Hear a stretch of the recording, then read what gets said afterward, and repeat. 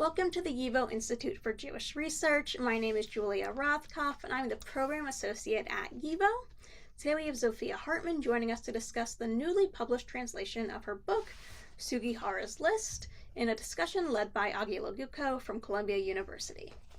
I would also like to thank the Consulate General of the Republic of Lithuania in New York for co-sponsoring today's program.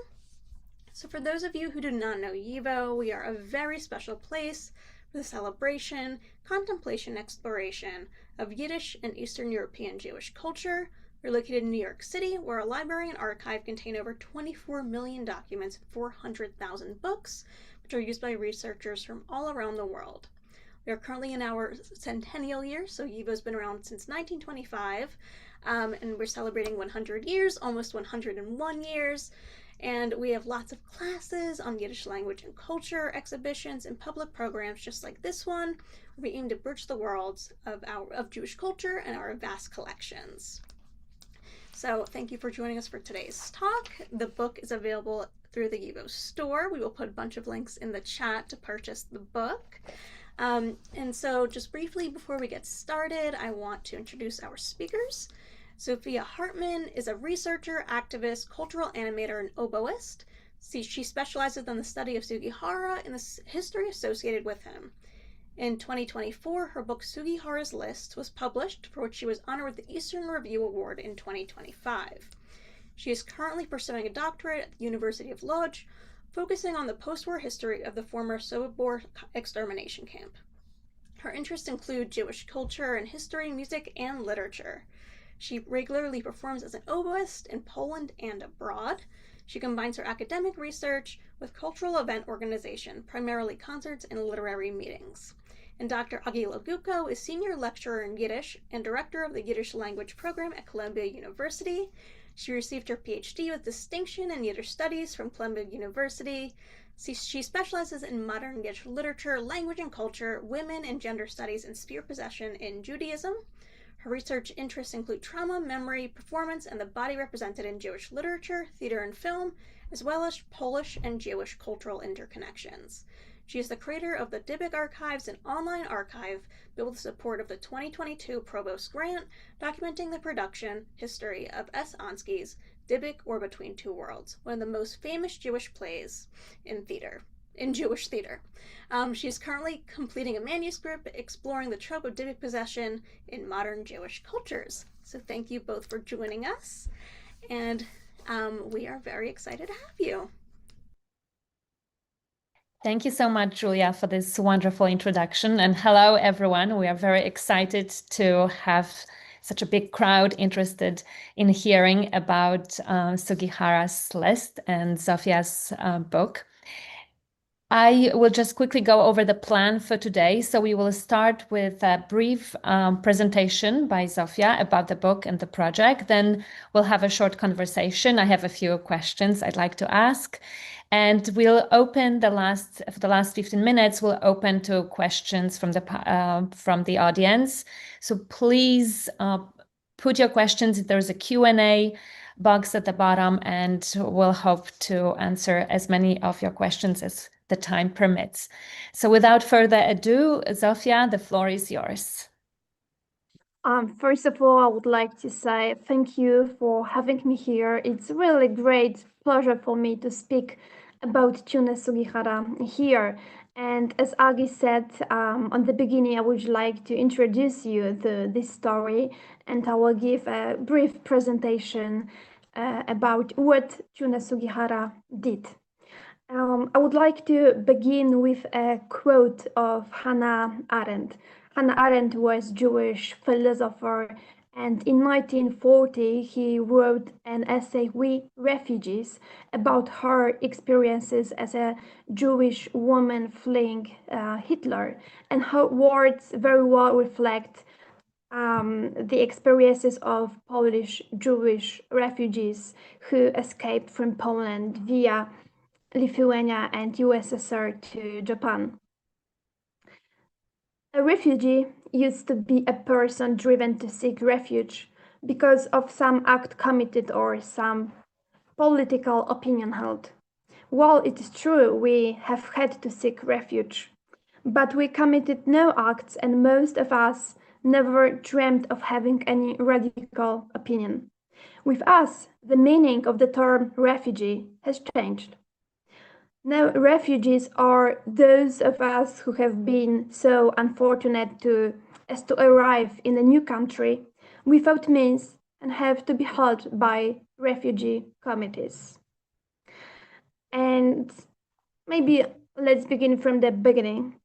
I will say a couple of words about the life of Sugihara before he arrived to Kaunas in Lithuania. So, Chiune Sugihara was born in 1900 on the island of Honshu in central Japan. He came from a relatively well-off family which spared him from working on the land during his childhood. Even in Sugihara's youth, he showed signs of being courageous and determined man. His father wanted his son Chiune to study medicine and become a doctor, but young Chiune had other plans. He moved to Tokyo and began learning English, but due to the financial issues, he had to drop out after a few months. However, very soon, young Chiune received a scholarship from the Ministry of Foreign Affairs in Japan and moved to Harbin in Manchuria, then occupied by Japan. In Harbin, Chiune Sugihara began to learn Russian and German language, as the school he attended was intended to educate future specialists in the USSR affairs and to train future spies.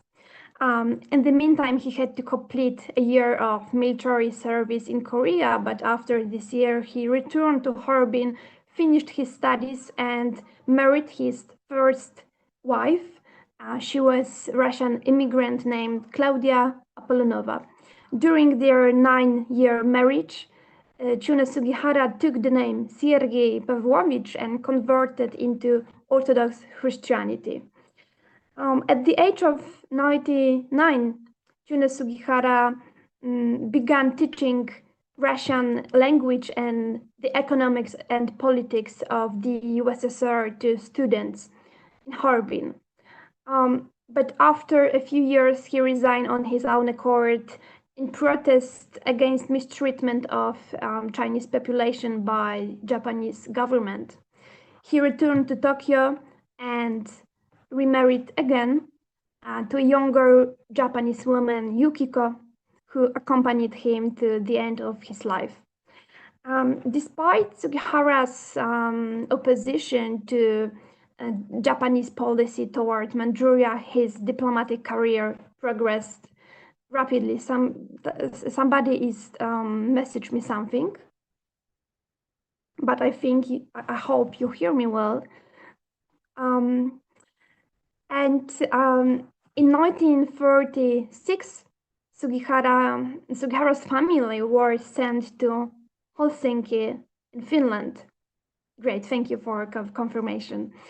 In Helsinki, Sugihara received the news of the outbreak of World War II. And in 1949, Sugihara's family were sent to Kaunas in Lithuania, and here the main history begins. In 1967, Sugihara wrote some memoirs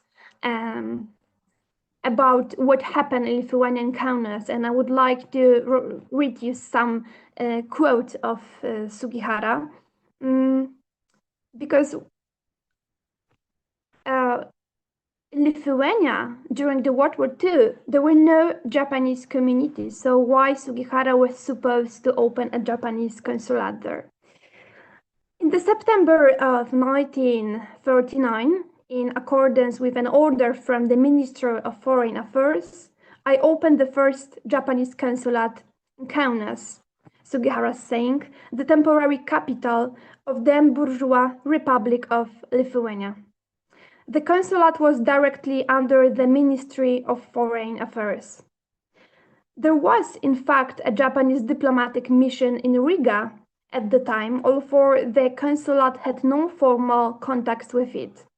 It became clear to me why I was supposed to open a Japanese consulate in Kaunas. Being a consul in Kaunas, where there was no Japanese colony, I quickly understood that my main task was to accurately inform the general staff and the ministry in Japan if I learned of any concentration of German troops near the Lithuanian-German border and of any preparation for an attack on the USSR.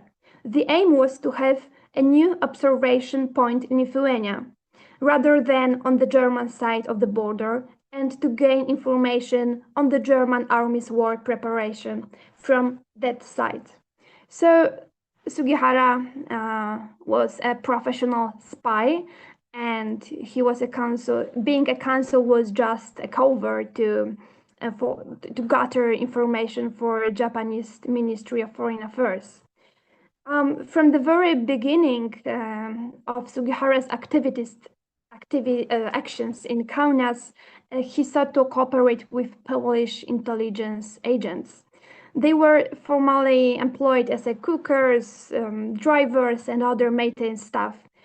But in reality, Polish agents were highly qualified spies who, in addition to their official duties at the Japanese consulate, were gathering information for Sugihara on the situation at the front. And at the same time, some of Polish agents kept a close eyes for Sugihara's doings, and very often passed this information onto other places. I think that Chiune Sugihara himself, a professional spy, was aware that he was also being spied on by his own staff. We need to remember, after all of that, Japan had a friendly relations with Third Reich, so any cooperation between Sugihara and Polish agents could be only pragmatic. After Germany's invasion of Poland in 1939, a systematic repression of Jewish population began, and the Nazis very soon set about establishing the first ghettos. And some Jews from Poland, especially those better off with some means and contacts abroad, fearing the escalation of violence, wanted to flee the country. And Lithuania, still formally independent country, appeared to be one of the most realistic havens and refuge for them. And this triggered a huge wave of migration from Polish lands toward Lithuanian cities like Vilnius, Kaunas, and other.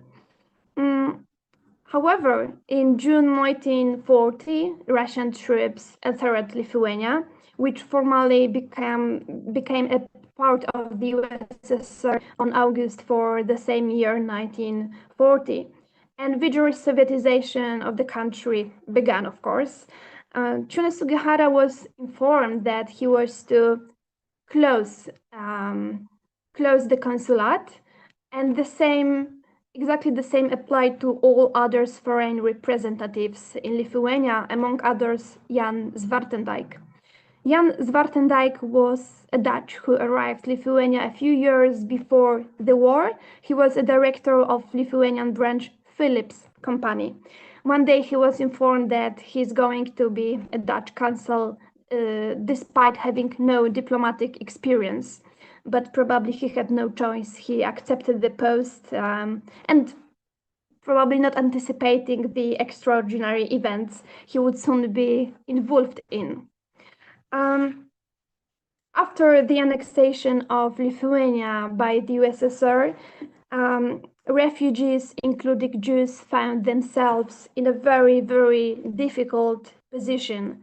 Worried about repressions, they wished to flee Lithuania and the USSR. They went from consulate to consulate asking for visas or for passports, but most officials, however, would refuse them. In any case, the escape route to the west was already cut off, of course. So one of the ways to flee was with Japanese transit visa. What does it mean? Transit visa means that Jewish refugees could be in Japan only for 10 days and they had to go to the other destinations.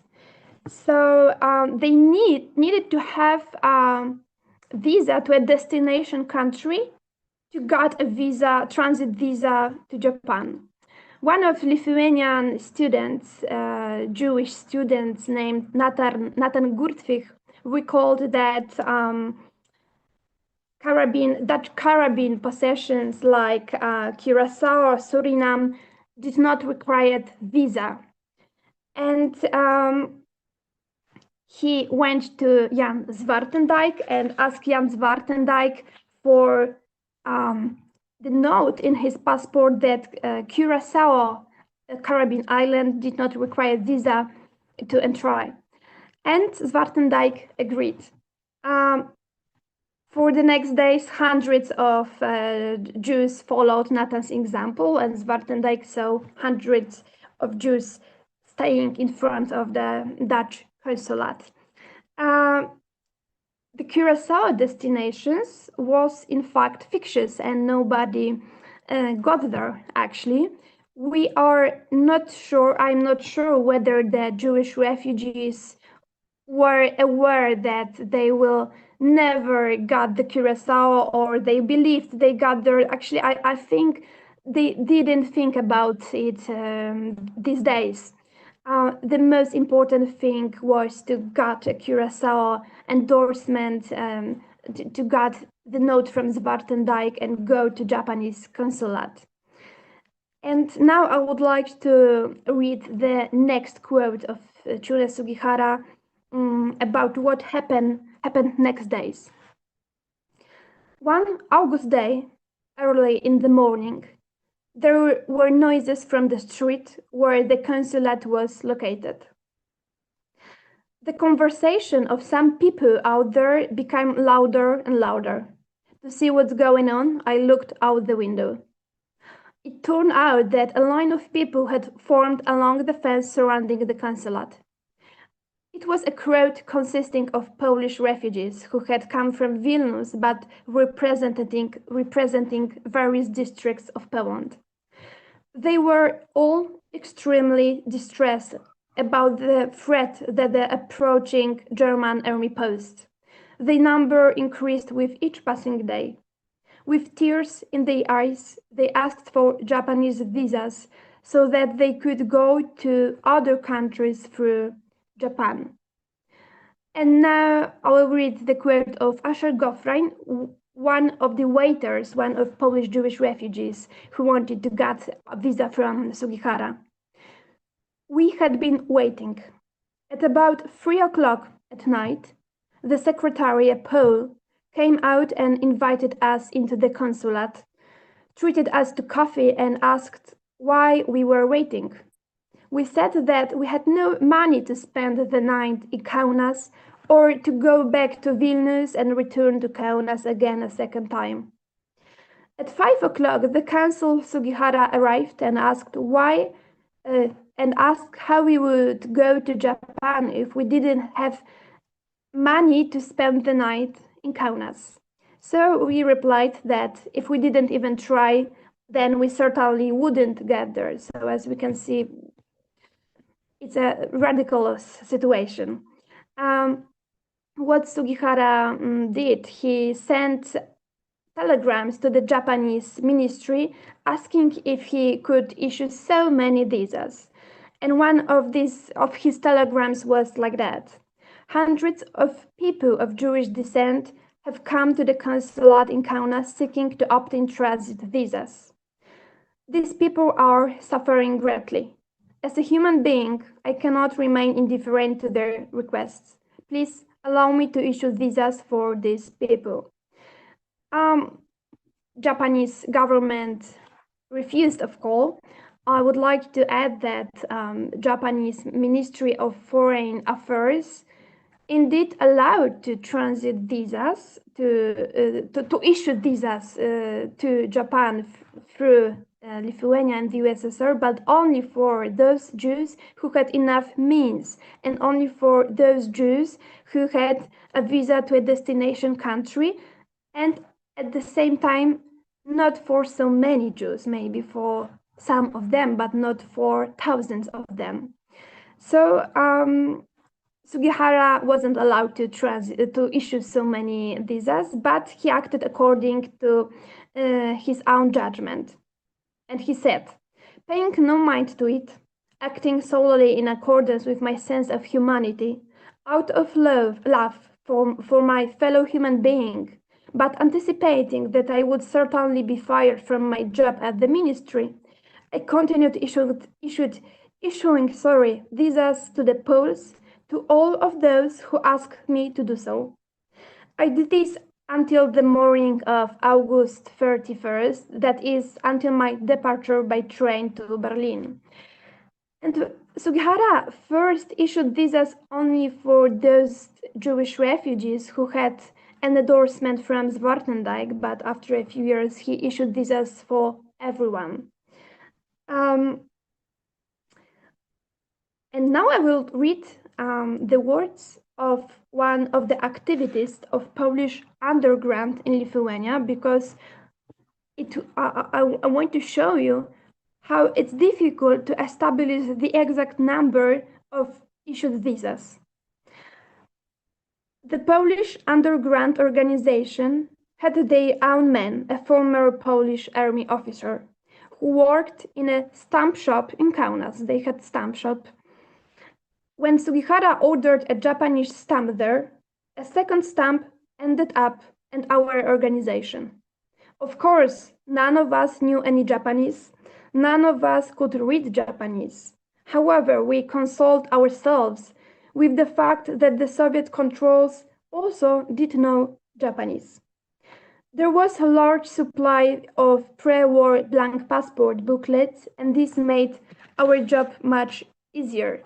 And it follows that the exact number is actually impossible to estimate, because a large proportion of issued visas were faked and forged. It is said that the Sugihara issued his final visas even from the window of the departure train from Lithuania. And now in Kaunas, on the railway station, there is a commemorating plaque of these events. I'm not sure if that's the true, but it's said like this. The route to Japan ran via Soviet Union. Refugees first came a 2-week journey by Trans-Siberian Railway, and they went to Vladivostok. From there, the refugees sailed by ship to Tsuruga in Japan. What's relevant, tickets for the Trans-Siberian Railway cost for Jews as twice as much for Jews as for everyone else, and it was probably one of the main reasons why Soviet authorities allowed for transit thousands of Jews. So economics reasons. The travel arrangements were handled by American Jewish Joint Distribution Committee and Hebrew Immigrant Aid Society. Upon arriving in Tsuruga, the refugees didn't know what next. Actually, please imagine that you arriving in a new country, Japan, actually you have no idea what to do. But they knew that they were finally free and probably safe. In Japan, refugees required urgent assistance like arranging shelter, providing food, and most importantly, obtaining final visas that would allow them to continue their journey to other countries. And here appeared Tadeusz Romer, the first hero. Tadeusz Romer was the Polish ambassador in Japan. And he did actually everything what he could to help Polish Jewish refugees to obtain visas to destination countries. So yeah, that's the story. It's said that Sugihara, Zwartendijk, and Romer saved few thousand of Jewish refugees. The official Sugihara's list has 2,131 surnames, but as I said, it's impossible to estimate how many visas were issued. Also, I need to say that one visa, that all families could travel on one visa. So, for example, when we see one name on the list, probably they were also kids with that person. Sugihara is the only one Japanese who got the title of Righteous Among the Nations by Israel Yad Vashem Institute. Zwartendijk got the title of Righteous in 97, so a long time later. So that's the story. Probably many of you knew this story before, maybe some of you not. So I'm very happy to have opportunity to bring this story closer here. Thank you so much, Zofia. This is an absolutely fascinating story. So I have a few questions first about some of the people who were involved and sort of your own inspiration in the story, and then some more larger questions about the historical and memory context. So I'll start with first, like, what was your own inspiration for Sugihara and for this project? Well, so 3 years ago, I had a scholarship in Jewish Museum in Poland, in Krakow, a city where I live. And I was supposed to prepare an exhibition about Chiune Sugihara. It would be the first exhibition ever in Poland about Chiune Sugihara, which did not happen anyway. But I found out about this story in Jewish Galicia Museum in Krakow. And 1 year later, I had to write my master thesis. So I decided to write about Chiune Sugihara, and then I publish a book. What's very important, why I decided to write this book. My book, this one, it's a first academic book about Chiune Sugihara in Poland. It's hard to imagine because Sugihara, Zwartendijk, Romer saved mainly Polish Jewish refugees. So how is possible that nobody wrote an academic book about this story? I have no idea. 3 years ago, I was shocked because I noticed that my Jewish friends, and actually all of my friends, didn't know the story about Chiune Sugihara. They heard about this story the first time from me. It was really surprising for me, and I decided to write this book. So that's the reason. It's very weird and strange, but I think I will say about the memory of Chiune Sugihara later. So that was my inspiration. Thank you. And this is a very important contribution to history of Polish Jews and the Holocaust and Jewish history in general. Can you tell us a bit more about this unique constellation of individuals who were working together to save several thousand Jews? So you mentioned Jan Zwartendijk, the Dutch consul, Chiune Sugihara, the Japanese consul, and Tadeusz Romer, the Polish consul. Did they know each other? Did they collaborate with each other? What was the? Can you tell us more about this? Yeah, it's the second very amazing thing because they didn't collaborate.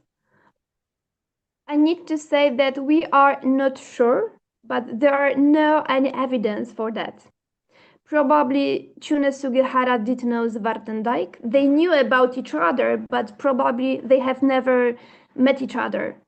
There is a book written by Zwartendijk's children, and they also confirm that their father never met Chiune Sugihara in person or during the World War II in Lithuania. That's absolutely amazing.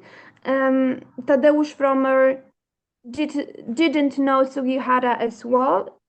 probably he knew about Chiune Sugihara and Zwartendijk and his actions in Lithuania, but he didn't mention Sugihara's name.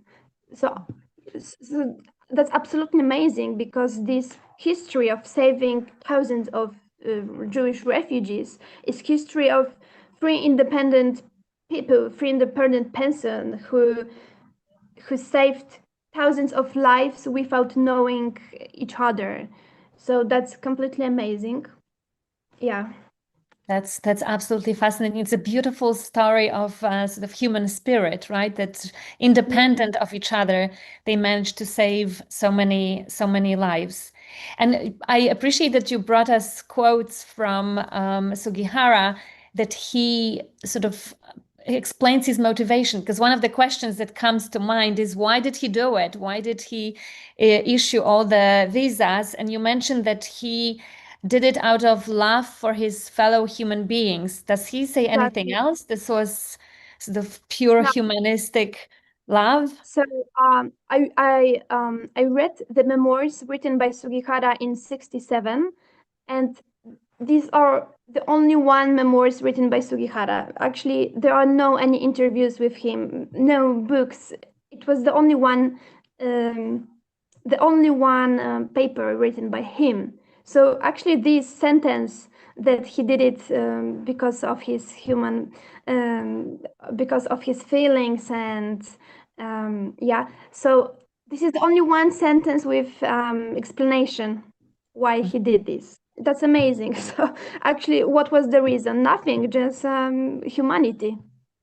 Nothing more, just humanity. As he said, he anticipated that he lost his job at the ministry, and indeed he lost his job after the war. We are not sure whether the reason was because of his actions in Lithuania, whether or not. It's hard to say, but for the next 16 years after the war, he was working in Moscow in the very low-paid jobs, and he visited his family only twice a year in Japan. So this one move, because it was only 4 weeks in Lithuania, in Kaunas, when Sugihara was issuing visas. It was only because of humanity, nothing more. The same Zwartendijk and Tadeusz Romer. Tadeusz Romer made an absolutely amazing job in Japan, because all these refugees had no idea what to do in Japan, because of course they didn't have this visas to a destinations countries. So Tadeusz Romer helped to find visas to, I didn't say where all these refugees went. So most of them got visas to United States, of course, Canada, to Australia, to Mexico also, even to Burma in Asia. It was really hard job to obtain all these needed visas to all this country. Around 1,000 of Jewish refugees stayed in Shanghai ghetto, but it was actually safe place. After a year, Shanghai ghetto was closed, and they went to other places. Some of them stay in Japan, but not many of them. Yeah. So this was actually my next question. Can you tell us a bit more about the Jewish refugees that were on the list, who were saved by Sugihara? I see from our sort of conversation in the chat earlier on that there are some people on the in the audience who have personal connection with Sugihara. But can you tell us more about the Jews that he saved? So most of Jews were from Poland, just fleeing after the outbreak of World War II. Some of them were from Lithuania also. In my book, I'm writing about some particular examples, because it's better to understand every story. Better is important to focus on some particular stories. But I would like to say a couple of words about Irena Pletka.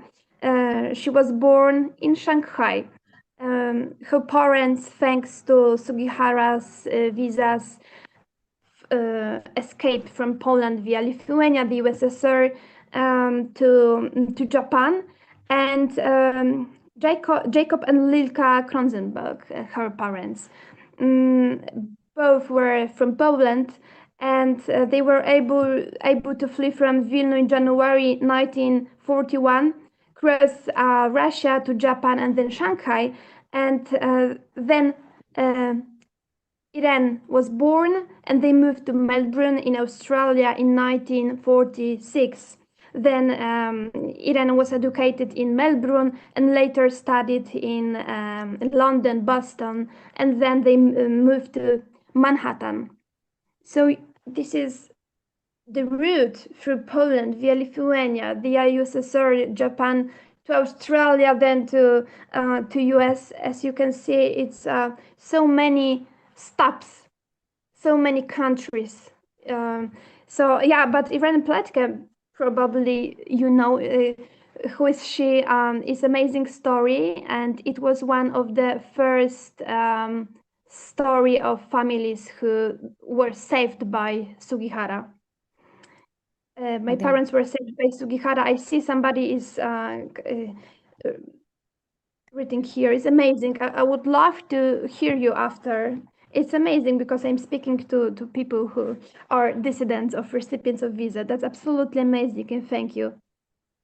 That's really wonderful. And it's also, thank you for bringing Irene up, because Irene is a great benefactor, is vice chair of the YIVO board.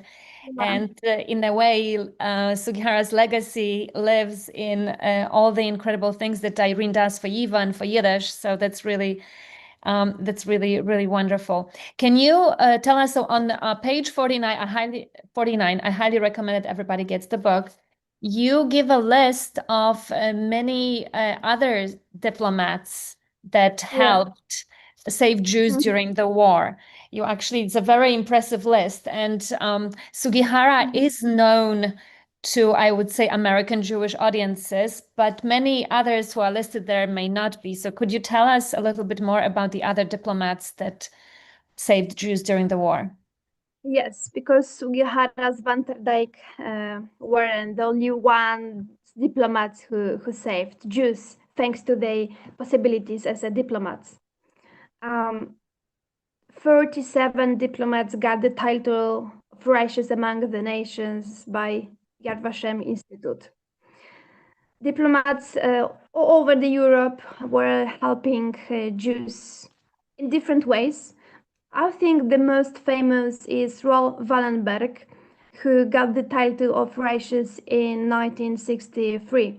He was a Swedish diplomat who saved tens of thousands of Hungarian Jews from deportation to concentration camps. Wallenberg issued Swedish visas and Swedish passports and employed several hundreds of Jews at the Swedish embassy. He organized medical care and food distribution, and also ensured that children's and nursing homes for the elderly were established for Jews. And it is estimated that Raoul Wallenberg contributed to rescue of approximately 100,000 of Hungarian Jews. Is absolutely amazing.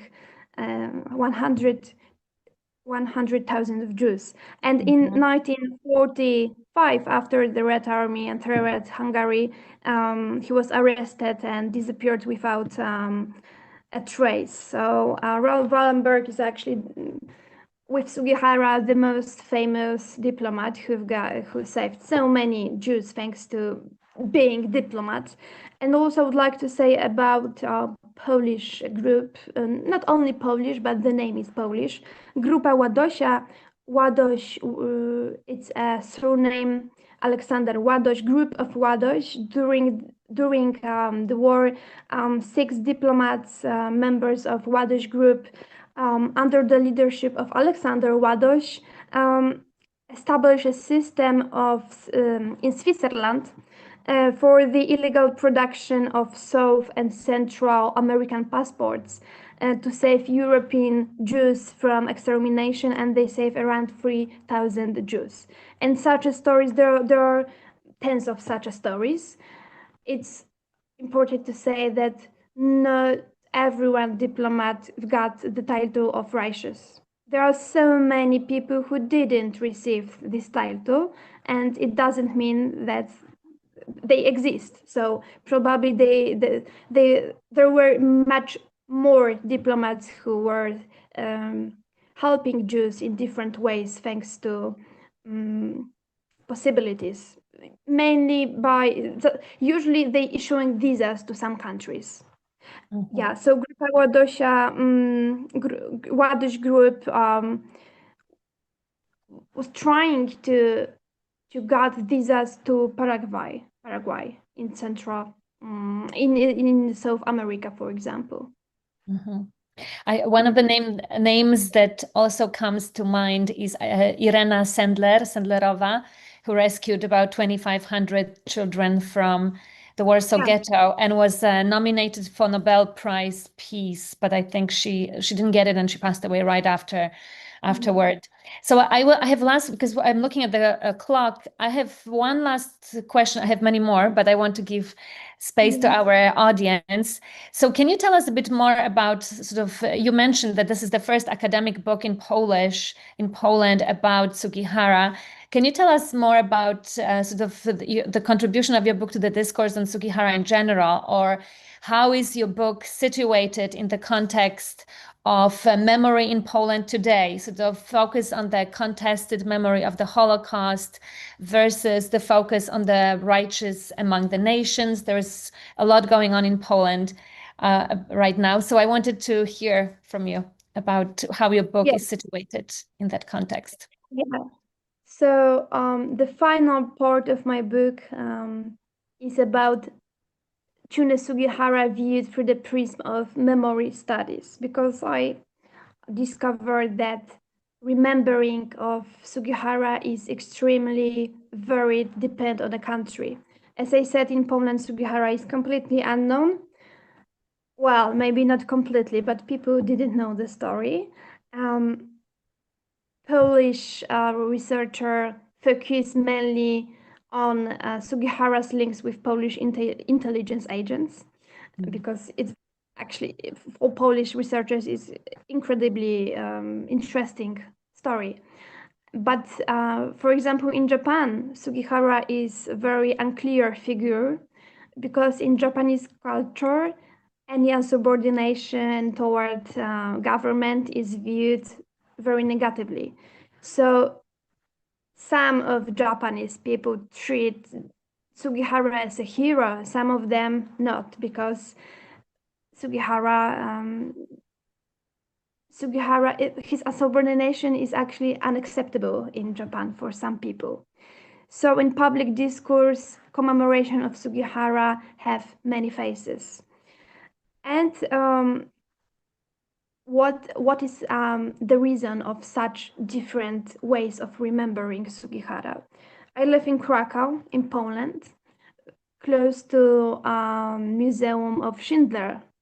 And every day I see hundreds of people in front of the museum waiting to visit. And I'm wondering why some heroes are remembered better than others. Well, we have a movie, Schindler List. And that's why I titled my book Sugihara's List. It's a comparison. So probably because of the visual culture, because of the movie, some of heroes are remembered better than others. Also, Sugihara was a Japanese, not European. So maybe it's too exotic for Polish people. I have no idea. That's my view. I assume. But in my book, I'm trying to analyze this thing, why Sugihara is remembered in such different ways in different countries. So there are plenty of books about Sugihara. My book, it's not the first book at all, but in Poland it's the first academic book. So I'm trying to analyze why, actually. So thank you so much. So I will open now to the questions from our wonderful audience. And a number of people want to know more about Sugihara, what happened to him afterwards. So I will read a question from Desmond Lyon. Apologies if I'm mispronouncing names. Given Sugihara was not welcomed as a hero by his own people, which resulted in suffering for him and his family, how do his children and grandchildren feel now about his heroic acts?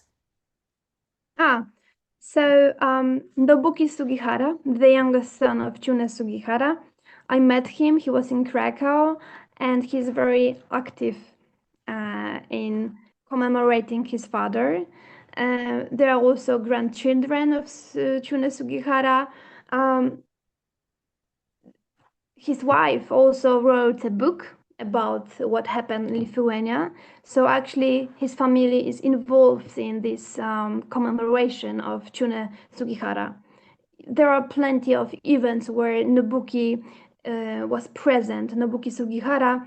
You can see on Facebook, Family Sugihara, they are very active on Facebook and post many news about commemorating on Sugihara in the world. Yeah.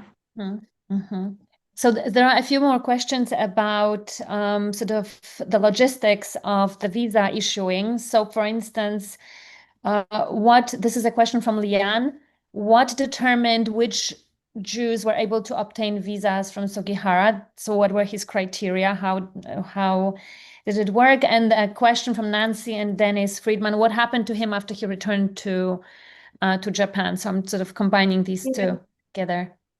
So Sugihara issued visas to all refugees who asked to do so, to all of them.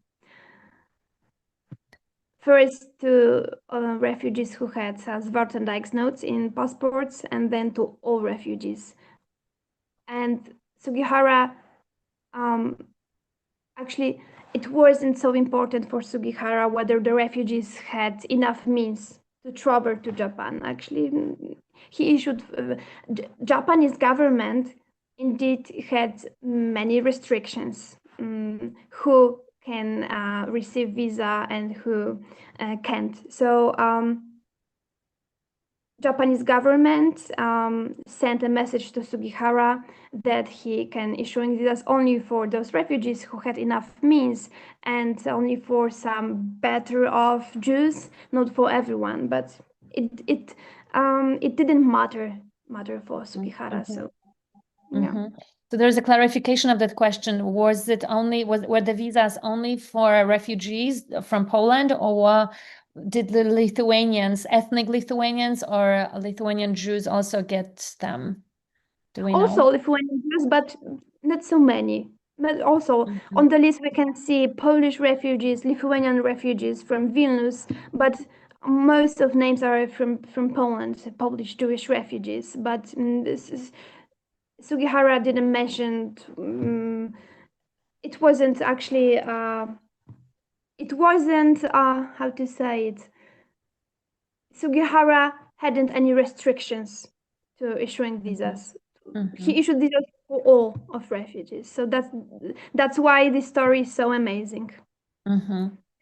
Thank you. And then the second part of the question, what happened to him after the war and his family? And I wanted to sort of add one more question that sort of surfaced earlier about, you mentioned that he was disobedient to the Japanese government, but what is the perception of him in Japan in the light of the fact that Japan was collaborated with the Nazis, and his issuing visas to Jewish refugees from the Nazi-occupied Poland was a little more than just disobedience to the Japanese government?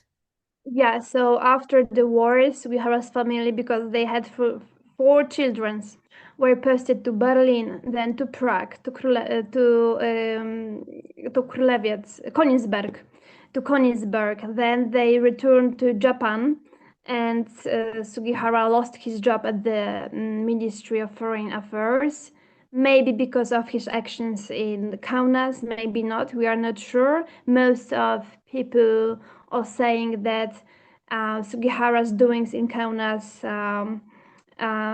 weren't the reason why he lost his job after the war. For 16 years, Sugihara was working in Moscow. He was selling sewing machines. Yeah, and in 84 he got the title of Righteous Among the Nations, but a few years earlier, on the end of 60s, he was invited to Israel, to Jerusalem, but he didn't get the title then. He was invited just to honor him with his son, who got from the Israeli government a scholarship to study in Jerusalem. So he, after the war, for the many years, Sugihara had no idea how many Jews he saved. He didn't know. And after 30 years, when he was invited to Israel at the end of 60s, he discovered how many Jews he saved. And actually that's amazing, and very thanks God that he discovered how many Jews he saved, because he got the title of righteous 1 year before his death. So it was the last moment. Yeah. And so when he worked in Moscow after the war, do you think he still worked as a spy for that sort of, or Yeah. was it still a repercussion of his war activity that he couldn't return to Japan? You know, we never know, but probably not. He finished his career as a spy, as a diplomat after the war. It was enough. But we never know, maybe. But, you know, he was very high qualified specialist in the USSR affairs. So maybe Japan used his skills after the war also, but not official. Yeah. Go on. Yes. So there are a few more questions about sort of his life. After his first marriage ended, this is the question from Andrew. I'm sorry, I will butcher your name, Capuchunas. After his first marriage ended, did he remain a Christian? No, he returned to being no, it was only 9 years Sugihara converted into Orthodox Christianity, maybe because of his spy's needs. Maybe it was useful for him to be named Sergei Pavlovich and be Orthodox Christianity. Probably it was useful for him. Probably it wasn't because of real religion reasons. So he returned to Tokyo, remarried with Yukiko, and just back to his religion. Yeah. So there are questions about among the Jews he saved, whether there were Yiddish artists who were able to escape. This is a question from Lian again. And I think in the chat there was another question about the Mir Yeshiva students. Yeah. So they were Mir Yeshiva, if I remember well, 74 children. So Sugihara saved all Mir Yeshiva. All the students ran via Trans-Siberian Railway to Vladivostok and then by ship to Tsuruga. In Tsuruga, there is a museum commemorating Sugihara, and we can see the part of the exhibition in this museum is about this yeshiva, Mir Yeshiva. So that's amazing story, because it's a big logistic operation to transit so many children in one group. Yeah. There are also some funny things, like, as I said, hundreds of visas were forged and faked by Polish underground organization, and of course they didn't know Japanese language. So they issued 30 visas with the same name, Jakubowicz, Polish surname. And please imagine 30 people arrived to Japan with exactly the same name in their passports. and what no, Japanese officers just allowed to go into Japan, and because what could they do? Yeah. When they had So- when they had 36 Jakubowiczes showing up. There are plenty of such stories. Yeah. So I have another question about post-war treatment of Sugihara in Japan. There is one person who says that Irene Clar, very surprised that Sugihara is still so unknown to so many Japanese. So this is also, it sort of resonates with my question, that one would think that thinking about Japan's role during the Second World War, Sugihara would be like a poster war hero who actually sort of presents Japan in a better light, if that makes sense, that there were people who actually who were not collaborating with the Nazis in that way. I went to Japan. I was talking to Japanese people, and most of them said that they have Sugihara's story in the primary schools. So it's a part of education program in Japan. Maybe not in every school, but in most of them. In Kaunas, in the former Japanese consulate, on the street Visagantas in Kaunas, there is a museum, Sugihara's house. And most of visitors are from Japan, not from Lithuania or Poland. So Sugihara's story is actually very well known in Japan. Also, I was supposed to have a meeting in Japan about this story, but they didn't want to have me because they said they all know this story. So what can I say more? So I think, of course, not in every country, there are, well, in other words, there aren't countries where every story is known, also in Japan, also in Poland. But I think Sugihara is the best known in Japan, Israel, and United States. As most of Jewish refugees settled down in United States. Yeah. So we are running out of time, and I want to end with the last question about sort of moving away from Sugihara a little bit. And I just want to say that the conversation in the chat and in the Q&A is absolutely fascinating, and there are many resources shared. So maybe it will be possible to put some information about the resources that were shared for the YouTube channel, so people can read some other books and documents and follow up.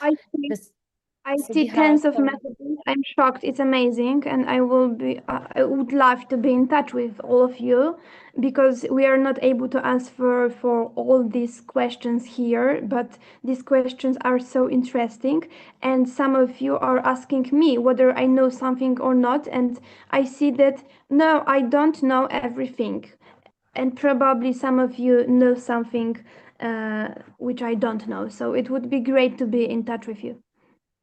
How can we contact you? I will give my email address to the organizer, and I hope she will give you later after the meeting.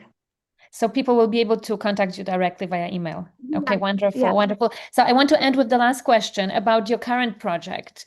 So you mentioned, right, that you're doing a PhD research right now on the Sobibor camp, and there is a question. So can you tell us like briefly about this, because we're out of time? And there's a question from Robert Damas. How are you affected by recent Polish law against disparaging Poles in doing this research? I would just clarify that the Holocaust law, the so-called Holocaust law, was withdrawn, but well, so I'm PhD student right now. I work mainly on memory of the Holocaust in Poland after the World War II. I work on Sobibor case, concentration camp in Sobibor, and about post-war history of Sobibor, but also I am all the time working on Sugihara's story because thanks to audience like you, I'm getting every day the new informations about this story. There are so many undiscovered things in this story. So actually I work on many things at the same time. I'm also a musician and I play as a oboist, but that's only my hobby. So as I said, I work on memory studies. Agi, could you please explain me maybe in Polish the last question, because I couldn't understand it well. The question is whether you feel persecuted as a researcher of Jewish stuff. Like, yeah, especially last years, of course, like everywhere. Especially this year, of course, like everywhere on the world right now, it's very hard to work on Jewish topics. Yeah, huge anti-Semitism. Yeah, I'm not sure whether we want to speak about it. It's hard to be a researcher on Jewish topics, but I'm trying and I don't give up. I'm doing what I have to do and I'm not going to give up. And I hope that you won't give up as well, because, yeah. Amen to that. Amen to that. So I will echo the thanks from the chat. Thank you, Zofia, for your important book, Thank for your you. important work. And I will just end on a personal note that it's a great honor and pleasure to have a conversation with Zofia, as we both are Jewish women from Curaçao who now connect across the Atlantic to talk about Jewish history. So thank you once again, YIVO, for the invitation. You can follow up with YIVO to get contact information to Zofia if you want to follow up. Please be in touch with her. She's still working on the project. Thank you, Zofia, once again. And thank you to YIVO for having us. Yeah, and we'll be in touch. I will give you my email right now. So thank you so much, Agi and YIVO, for invitation. Thank you. And everyone stay well and happy Hanukkah. Happy early Hanukkah. Early Hanukkah, everyone. Please email info@yivo.org. We would be happy to put you in touch with Zofia. The chat and the Q&A both were fantastic. Zofia, I'll send you the chat because I'm sure you would like to peruse it when you have a moment. But yes, purchase the book. YIVO is selling it. We are the only store in the US selling the English translation of Sugihara's list. So my colleague Flora will put a link to purchase the book through YIVO in the chat. The recording for today's program is currently available on YIVO's YouTube channel. And we will see you at the next program. Thank you all. We have a program on, I believe it's Thursday, a concert premiere on YouTube. So thank you everyone for joining. Thank you so much. Thank you so much.